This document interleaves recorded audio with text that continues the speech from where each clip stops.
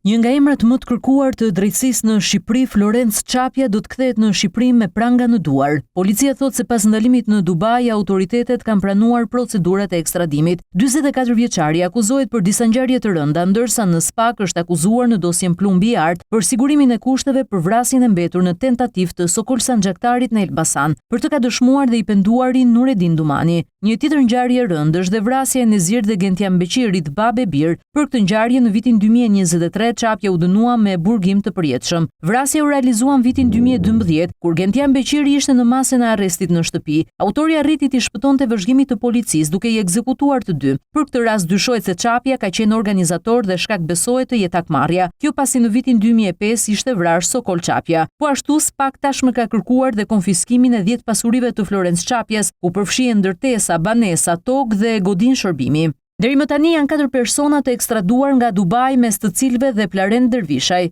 Aty dyshohet se strehohen dhe personazhe të tjerë të botës së krimit, por për shkak të mungesës së marrëveshjes së kthimit në Shqipëri konsiderohet i vështirë.